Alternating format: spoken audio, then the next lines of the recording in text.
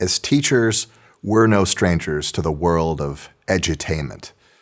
And we either get a piece of content that's really heavy on the entertainment side, but it's educationally useless, or we get something that's really heavy on the education side, but either the software's buggy or the video's boring or something along those lines that's just completely unusable in the classroom.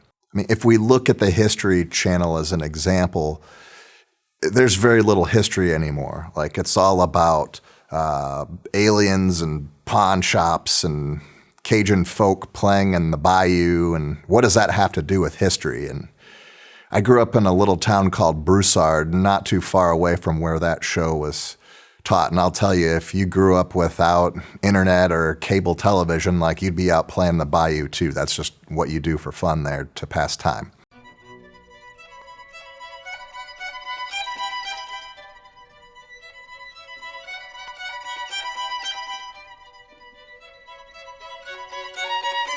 Writing educational music has the same kind of challenges. Can you write a piece that's musical and facilitates your students learning their instruments? That's easier said than done. But that's something that Kurt Mosier is really good at. All of his pieces have just a high quality of artistry to them, but they also intentionally address certain techniques that your students are either already working on or should be working on. I first learned about Kurt Mosier through his works for string orchestra, and they're great works.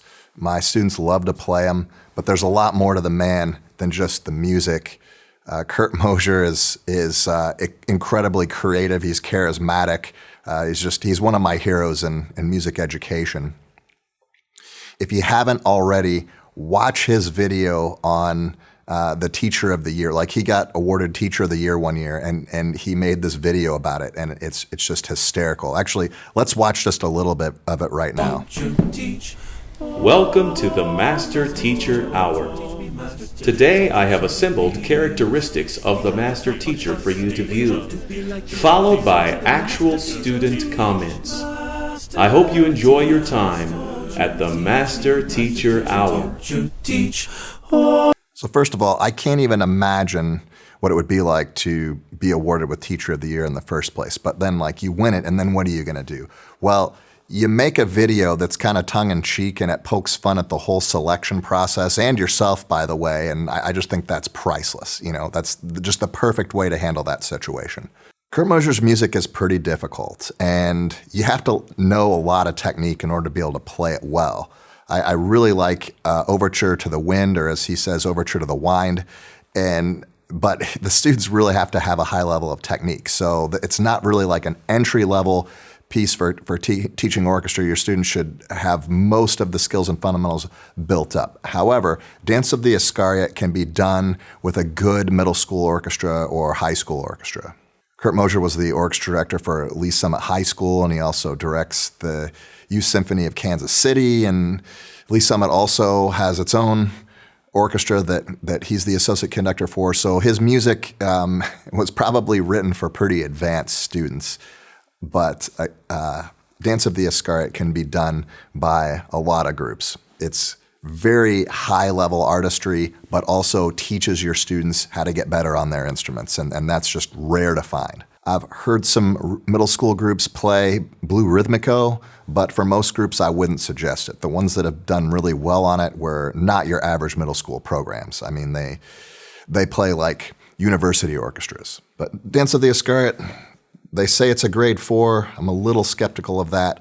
The Texas PML has this as a grade 3, and I think the reason why is because if you look at the first violin part, like, it doesn't have any shifting on the E string, but it does have shifting. It's just not quite so obvious. You know, I mean, if you're playing it right, yes, there's shifting because you got to get into half position and there's a lot of chromatic stuff. So yeah, just because it doesn't have obvious shifting in the first violin part does not mean it's a grade 2, all right? And it's quick. Look, it's quarter note equals 148. And again, that's quarter note equals 148, and some groups get confused because it's sonala breve, but it's not half note equals 148. So don't go crazy with the tempo.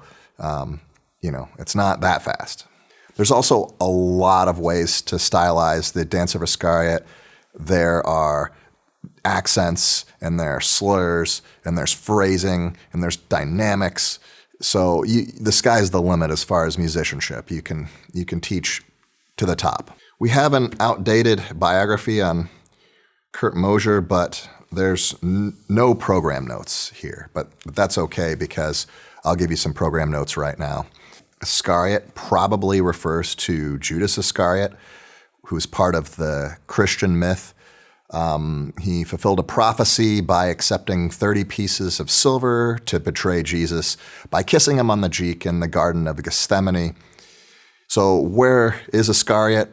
Nobody really knows. Some think that he came from a place called Keroth, which is in Judea, like it's on the southern part of the western bank. They found some ruins or something there, and they think that's where it could have been from, but nobody really knows. His job as an apostle was to carry around the money box, and so he probably put the 30 pieces of silver in there, and then afterwards he became distraught and hung himself, and he was replaced by the apostle Matthias. Some people might avoid this work because of its religious implications, but I think that's a big mistake. I think that it's one of the most important stories in Western culture. And just think of it this way, like, think about Shakespeare. If you've never read Shakespeare, how many other books reference Shakespeare? So like if you've never read King Lear, like how do you, when something like that comes up in another book, you don't make that connection, and then it loses its significance, right? So then think about like, well, what does Shakespeare reference? And then ultimately, what does everything reference? And like it or not, the first printed book in the West was the Gutenberg Bible. So this story is an important story in the Bible, maybe one of the most important ones, and it's just ingrained in our culture because everything relates back to that.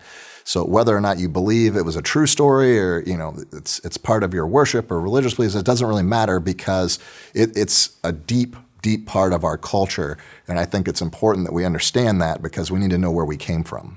Okay, so how does this relate to the writing here? Well, if we look here at the beginning, we have this descending, mostly chromatic line, and it's sort of like the old text painting or word painting. It's like that descension, that chromatic step descension. We're descending into evil here.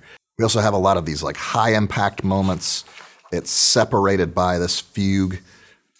And then at the end, we have this accelerando here. And to me, the accelerando sort of represents the arrest of Jesus. It's building up tension and something's happening.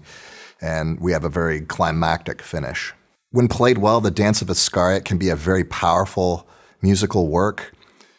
And it has these, like many places in here, that deliberately address certain techniques so that your students can improve on their instruments while making music. So in this video series, I'm going to talk about some teaching strategies on how to get the most out of it, how to develop your students' technique through this concert work.